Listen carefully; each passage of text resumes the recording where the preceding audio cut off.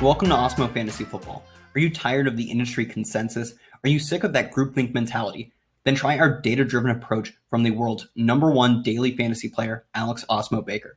Alex has loaned his projections expertise creating our first ever premium season-long rankings. Head over to awesemo.com to find out more about our different approach to fantasy football.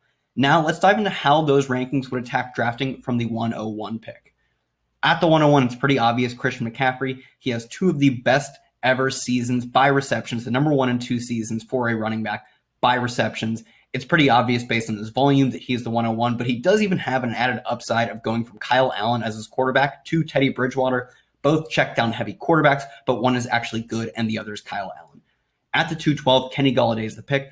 Awesemo's projections have the best receivers in the first and second round being obviously alpha receivers who dominate their targets. If something tragic like Matthew Stafford goes down, you still have Kenny Golladay dominating enough targets that he's not awfully damaged by it, and that's what you want from your first receiver. Moving to the 301, Mike Evans, an alternative pick here. This draft was done before Damien Williams opted out. An alternative pick was Clyde Edwards-Helaire. Unfortunately, we didn't go that direction, but who's to say that that was going to happen? So Mike Evans being the pick, similar to Kenny Golladay, both in the fantasy points they're producing and their physical style of play, although Mike Evans does fall to the third round here, specifically because there's a lot of uncertainty going from Jameis Winston to Tom Brady. Tom Brady is still an efficient deep passer, but just might not make the attempts that Jameis Winston did last year. But in the third round, Mike Evans is a great value by Awesemo's projections.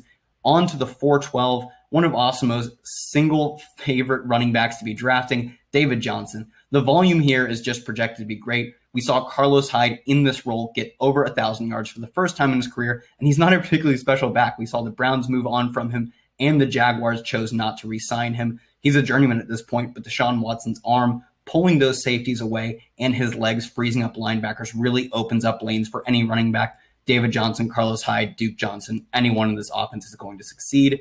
At the 501, at the turn, Tyler Lockett. Awesemo's projections surprisingly think you should be tying your receivers to awesome quarterbacks. Actually, not a surprise there. Russell Wilson, one of the most efficient single quarterbacks in the league, up there with guys like Lamar Jackson and Patrick Mahomes, but his receivers go much later. Tyler Lockett, as the number 1 receiver on this team as of right now, is a very awesome pick at the 501. Great value with that selection. At the 612, Jonathan Taylor falls pretty far here, and I think there's been a lot of talk about how we could see Nyheim Hines or even Marlon Mack steal away work, and it's possible, but given Jonathan Taylor's draft capital and given his incredible profile coming out of college, he ran for the 6th most yards in NCAA history while at Wisconsin, and he did so in just 3 seasons. Most running backs who are on that list get to do it in 4, and he's just a simple, incredible athlete as well. He will take over in Indianapolis at some point, whether it's after 2 weeks, whether it's after 6 or 7. You're getting a 3-down dominant rusher here at the 612. Alternative options were Julian Edelman and Devin Singletary, neither of which just seem to have the ceiling as Jonathan Taylor. At the 701, however, you do get back-to-back picks here, so Julian Edelman is the option. With a handful of running backs heading to this team in the early rounds, it makes sense to get a high floor option at receiver, so we go Julian Edelman here. Other running backs, young, talented running backs like DeAndre Swift and Devin Singletary made sense, but we do need to get some receivers on this team. And in the middle to late single-digit rounds, Julian Edelman is one of Awesemo's favorite picks.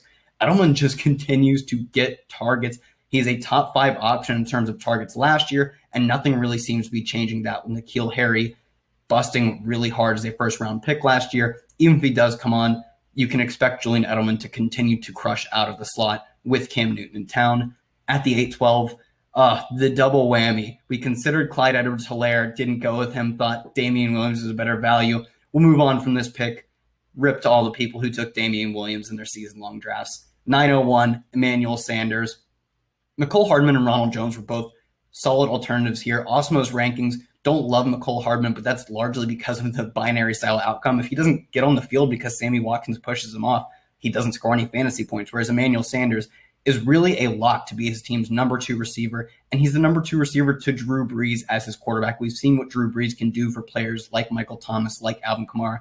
This is an offense that puts up fantasy points, and Emmanuel Sanders still has juice. He saw a 1.2 jump in yards per target after moving to San Francisco, and he didn't have a great quarterback. Jimmy Garoppolo is good, but he's not Drew Brees. So it's exciting to think what jump he can make again after moving to maybe one of the greatest quarterbacks of all time. We move to the 10-12 here. Tom Brady's the pick. Makes a lot of sense when you have Mike Evans to get his quarterback. This team already has a significant amount of draft capital invested in the Bucs offense by taking Mike Evans, that it's not making another bet to take Tom Brady. It's just tying two picks to the same outcome. The Bucs offense is going to be good because they have Tom Brady. So it made sense to play chicken with quarterback at this pick and until this pick and continue waiting until the 10th round.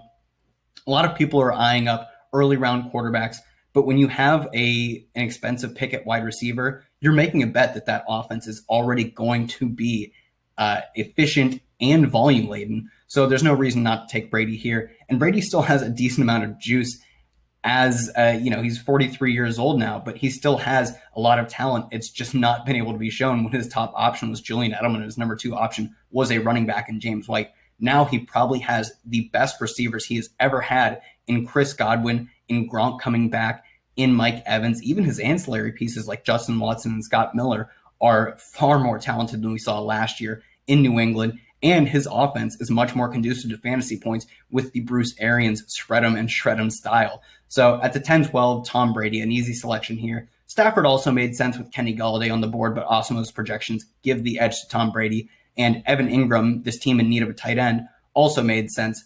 TJ Hawkinson could still be on the board. You don't always have to stack tight end you don't always have to stack your quarterback with your receiver. You can go receiver, running back, or receiver, tight end, because you just want to tie your outcomes to the same talented offenses. And lastly, this team will probably be looking to get a handful of upside receivers in the final rounds, loading up on guys like James Washington or Jalen Reagor, who, if they get the opportunity, are freak athletes and talented downfield players. They can smash when given the chance. They just need that to happen. That's what I like to do and what Awesemo's projections say you should do if you don't end up going early round wide receiver multiple times.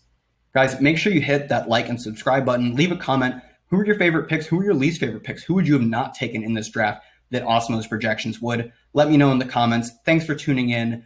Don't hesitate to head on over to awesemo.com/fantasyfootball to sign up for our draft kit, which includes our rankings, projections, our cheat sheets, the strength of schedule tool, so many awesome options. Also the draft wingman, which helps you build optimal lineups for your best ball and season-long drafts. You can get all of this just for $29.95. So check out at awesemo.com/fantasyfootball.